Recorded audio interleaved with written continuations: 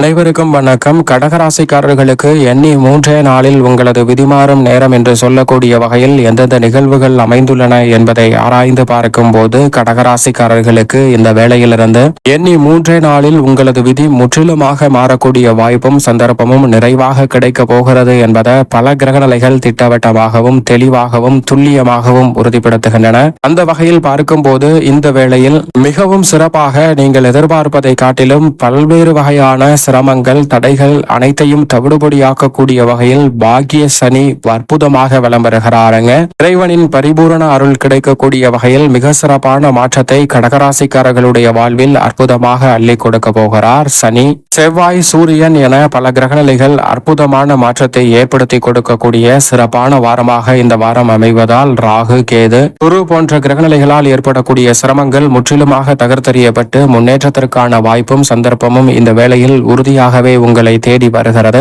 நீங்கள் நினைப்பதை காட்டிலும் இறைவனின் அருளால் மிகப்பெரிய அளவிலான மாற்றம் உங்களுடைய விதி மாறும் நேரம் என்று சொல்லக்கூடிய வகையில் அற்புதமாக சந்திக்கக்கூடிய முதன்மையான வாய்ப்பும் சந்தர்ப்பமும் உறுதியாகவே இந்த வேளையில் கடகராசிக்காரர்களாகிய உங்களை தேடி வருகிறது. உதாரணமாக ஒரு கதை ஒன்றை பார்ப்போம். ஒரு அடர்ந்த வனப்பகுதி இருக்கிறது. ஒரு அடர்ந்த வனப்பகுதியில் ஒரு சிறு குருவி ஒன்று இருக்கிறது. அந்த குருவி பிறந்து ஒரு 3-4 நாட்கள் தான் இருக்கும். அதற்கு இன்னும் ரெக்கை கூட முளைக்கவில்லை. அப்படிப்பட்ட அந்த குருவி இந்த உலகத்தின் அழகை ரசித்து மிகவும் மகிழ்ச்சியாக இருக்கிறது. அங்கு இங்குமாக தாவிக்கொண்டு நான் இந்த உலகத்தில் பிறந்ததை எண்ணி மிகுந்த மகிழ்ச்சியுடன் அந்த வனப்பகுதியில் சுற்றி வருகிறது. அப்போது அந்த வனப்பகுதி வழியாக வரக்கூடிய யமன் அந்த சிறு குருவியை உற்று பார்க்கிறாருங்க. அந்த சிறு குருவியை உற்று குறுகுருவென்று அந்த குருவியை யமன் தொடர்ந்து பார்த்து கொண்டிருக்கிறார். அப்போது மேலே இருந்த ஒரு பருந்து ஒன்று யமனின் பார்வை குருவியின் மீது படுவது அவ்வளவு நன்மையை பெற்று தராது. ஏனென்றால் யமனினுடைய பார்வை பதிவதால் அந்த குருவிக்கு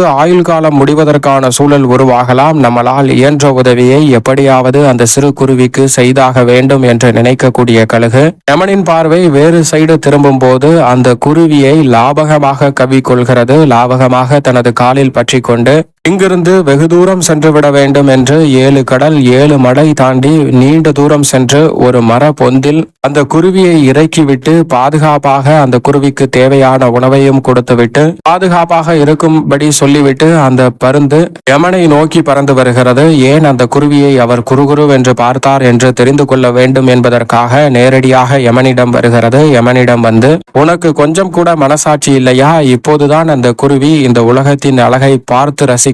பிறந்த சில தினங்களிலே ஆன இந்த வேளையிலே அந்த குருவியை கொல்ல வேண்டும் என்று நினைக்கிறாயே, ஏன் இவ்வளவு மோசமாக நடந்து கொள்கிறாய் என்று யமனிடம் அந்த கழுகு கேட்க, அதற்கு யமன், இல்ல, அந்த குருவியினுடைய விதி எப்படி இருந்தது என்றால் அந்த குருவி இங்கிருந்து 7 கடல் 7 மலை தாண்டி மிக நீண்ட தூரம் இருக்கக்கூடிய தொலைவில் இருக்கக்கூடிய ஒரு மரத்தில் ஒரு பொந்தில் ஒரு பாம்பு ஒன்று வசிக்கிறது. அந்த பாம்பிற்கு அந்த குருவி இரையாக வேண்டும் என்று எழுதியிருக்கிறது அந்த குருவியின் விதிப்படி. ஆனால் அந்த குருவி இங்கே இருக்கிறதே, இந்த குருவிக்கு ரெக்கை கூட முளைக்கவில்லை. இது எப்படி பறந்து அங்கு சென்று போகிறது என்று நினைத்து நான் அந்த குருவியை வியப்பாகவும் ஆச்சரியமாகவும் பார்த்து கொண்டிருந்தேன். ஆனால் விதியில் எழுதியபடி அதை நிறைவேற்றுவதற்காக நீ நல்ல காரியத்தை செய்தாய் என்று கழுகிடம் சொல்லி யமன் மகிழ்ந்து சிரிக்கிறாருங்க. ஏனென்றால் விதி வலியது, விதிப்படிதான் அனைத்தும் நடக்கும் என்று கழுகிடம் சொல்லி அவர் யமன் மிகுந்த சிரிப்பை மகிழ்ச்சியை வெளிப்படுத்துகிறார். ஆனால் கழுகு என்ன சொல்கிறது என்றால், நான் அந்த குருவியை கவி கொண்டு சென்ற வேளையில் பார்த்தேன். நீ குருவியை மட்டும் பார்க்கவில்லை, என்னையும் குறுகுருவென்று பார்த்தாய். 7 கடல் 7 மலை தாண்டி சென்று கொண்டிருக்கக்கூடிய வேளையில் என்னை நீ பார்ப்பதை நான் உணர்ந்து கொண்டேன். அப்போதே நான் நினைத்து விட்டேன், என்னை வைத்து மிகப்பெரிய அளவில் சதி செய்ய போகிறாய் என்பதை உணர்ந்ததால் தான் இந்த குருவியை அங்கு இறக்கி விடுவது போல் இறக்கிவிட்டு பின்னர் உன்னை சந்திக்க வரும் வேளையில் அந்த குருவியை எனது ரெக்கைக்குள் பாதுகாப்பாக ஒளித்து வைத்து கொண்டு வந்தேன். இதோ அந்த குருவி என்று அந்த கழுகு அந்த யமனிடம் அந்த குருவியை காட்ட யமன் அப்படியே வியந்து போகிறாருங்க. இது போன்றுதான் நம்மளுடைய வாழ்விலும் பல நேரங்களில் பல சிக்கல்கள் சிரமங்கள் வரலாம். ஆனால் அவை அனைத்தையும் இறைவன் உடனிருந்து காப்பாற்றக்கூடிய நபராகவும் நம்மளுடைய விதியை மாற்றக்கூடிய ஆற்றல் பெற்றவராகவும் இருக்கிறார். அந்த வகையில் பார்க்கும்போது இந்த வேளையில் பாக்கிய சனி என்பது உங்களுடைய விதியை மாற்றக்கூடிய அளவிற்கு கிரகநிலைகளின் அமைப்பை உறுதியாகவே வெளிப்படுத்துகிறது. எனவே இந்த வேளையில் கிரகநிலைகளின் அமைப்பை பார்க்கும்போது அஷ்டமத்தில் ராகு இருப்பது சற்று சாதகமற்ற அமைப்புதான். அஷ்டம ராகுவால் எதிர்பாராத அலைச்சல் சிரமம் வரலாம். ஆனால் சனி குருவை ஒப்பிடுகையில் ராகுவால் மிகப்பெரிய அளவிலான நெருக்கடிகளை ஏற்படுத்திவிட முடியாது. எனவே கடகராசிக்காரர்களுக்கு அஷ்டம ராகுவின் ஆதிக்கம் இருக்கக்கூடிய இந்த வேளையில் மிகப்பெரிய முதலீடு மற்றும் புதிய திட்டங்களை அவசர கதியாக நிறைவேற்ற வேண்டும் என்று நினைத்து செயல்படக்கூடிய விஷயங்களில் மட்டும் கவனத்துடன் இருங்க. ஏனென்றால் நிழல் கிரகமான ராகு அஷ்டமத்தில் இருப்பது உறுதியாக சாதகமற்ற அமைப்பாக தான் பார்க்கப்படுகிறது. அது மட்டுமல்லாது எதிர்பாராத சில சிக்கல்கள் வருவதற்கான சூழலும் உண்டு. ஆனால் மோட்சக்காரகரான கேது 2 இருக்கிறார். வாக்குஸ்தானத்தில் தனஸ்தானத்தில் வலுவாக வீற்றிருக்கிறார். அவருடன் இணைந்து தனாதிபதியான சூரியனும் இங்கு ஆட்சி பலம் பெற்றிருப்பது கடகராசிக்காரர்களுக்கு முதன்மையான யோகத்தை ஏற்படுத்தி கொடுக்கிறது. ஏனென்றால் வித்யாகாரகரான புதனும் அங்கு இருக்கிறார். புத ஆதித்ய யோகம் நிறைவாக கிடைக்கிறது.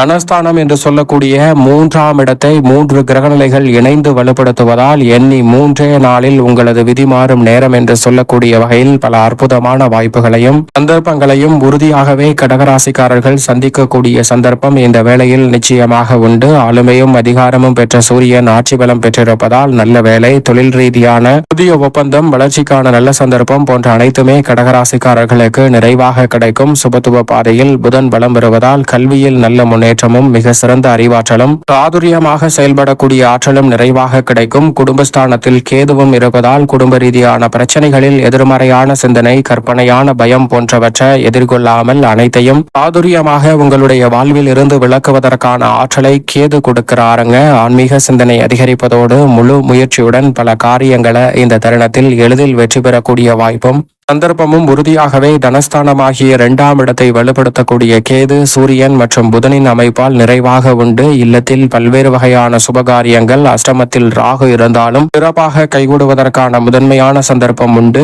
ஏனென்றால் வீண் விரய செலவுகளை சுப விரயங்களாக மாற்றிக் கொடுக்கிறார் குரு பகவான். ராசியின் ராஜ யோகாதிபதியாக இருக்கக்கூடிய குரு விரயஸ்தானமாகிய 12இல் வலம் வருகிறாருங்க. குரு விரயத்தில் இருப்பதால் மனநிறைவும் மகிழ்ச்சியும் நிச்சயமாக கிடைக்கும். சுப விரயங்கள் அதிகரிக்கும். வீண் விரய செலவுகள் கட்டுக்குள் வருவதோடு உங்களுடைய வாழ்வில் விரய செலவுகள் என்று இருக்கக்கூடிய பல்வேறு வகையான விஷயங்களில் மிக சிறப்பான வளர்ச்சியையும் முன்னேற்றத்தையும் இந்த வேளையில் ஏற்படுத்தி கொடுக்க போகிறார். நீங்கள் எதிர்பார்ப்பதை காட்டிலும் கடகராசிக்காரர்களுக்கு குருவின் அமைப்பால் மிக சிறப்பான வளர்ச்சியையும் முன்னேற்றத்தையும் இந்த தருணத்தில் சந்திப்பதற்கான சந்தர்ப்பம் நிச்சயமாக கிடைக்க இருக்கிறது. இந்த தருணத்தில் விரய செலவுகளை முதலீடாகவும் தங்களுடைய பெயரில் அசையும் அசையா சொத்துக்கள் வாங்கக்கூடிய வகையில் ராசியின் உச்ச அதிபதியான குரு சிறப்பான வாய்ப்பை ஏற்படுத்தி கொடுக்கிறாருங்க. சரியாக பயன்படுத்திக் கொள்ளுங்கள். குரு பார்க்கின் கோடி நன்மை என்று சொல்லக்கூடிய வகையில் குருவின் சுப பார்வை 4, 6, 8 ஆகிய இடங்களில் பதிவதால் அஷ்டம ராகுவால் ஏற்படக்கூடிய பல நெருக்கடிகளும் இந்த தருணத்தில் உறுதியாக கட்டுக்குள் இருக்கும். எனவேதான்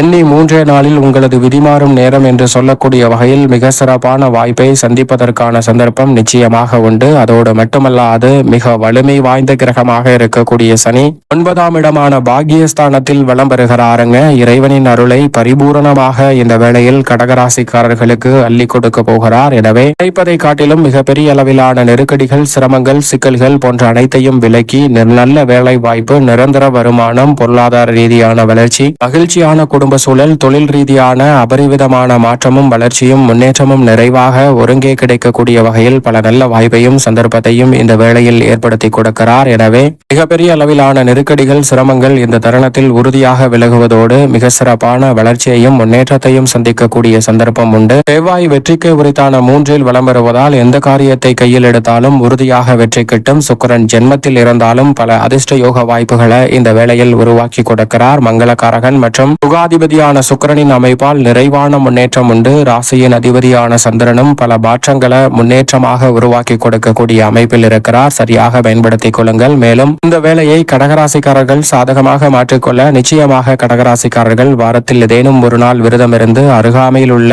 உங்களது இஷ்ட தெய்வ ஆலயம் சென்று தீபம் ஏற்றி வழிபாடு செய்யுங்கள். உறுதியாக எண்ணி 3 நாளில் உங்களுடைய விதி மாறும் அற்புதமான நேரமாக கடகராசிக்காரர்களுக்கு நிச்சயம் அமையும்.